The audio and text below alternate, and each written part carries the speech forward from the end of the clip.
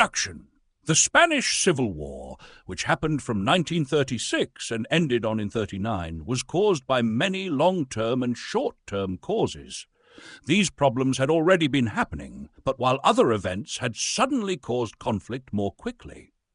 In the long term, social inequality and the political issues had already separated the country, while short-term events like the military coup and the election of the Popular Front quickly made the Civil War already more worse.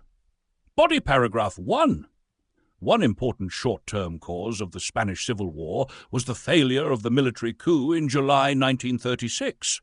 Who was led by General Franco and other military leaders, the coup was meant to fix order and stop the government, but it didn't succeed in taking over the entire country. As a result, Spain was divided between the nationalists who supported the coup and the Republicans who opposed it. This caused many problems such as confusion, but fighting quickly spread through the nation. The failure of the coup made it clear how severe the divisions were in Spain, and it caused the country to go into conflict. Another major short-term cause was the election of the Popular Front in February 1936.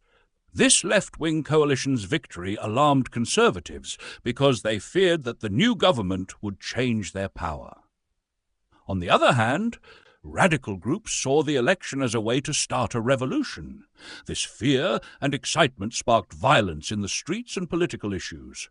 Strikes from the radical side, assassinations, and clashes from both groups became a common problem with the war, causing even more problematic issues in Spain. As violence escalated, it showed that these problems would only lead to civil war.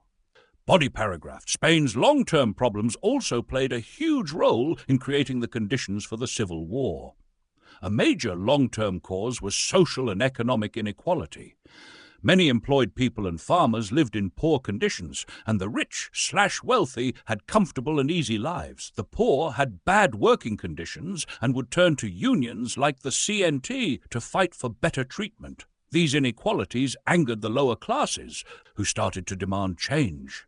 The wealthier and more powerful elites refused to accept changes, which would also increase the feeling of resentment. This growing separation of rich and poor made war/conflict certain. Conclusion. The Civil War was the effect many long and short-term causes. The social and economic inequality, and also the problem with the political instability, made war prone to happen. Short-term causes like the military coup and the election of the Popular Front helped to escalate the conflict quickly.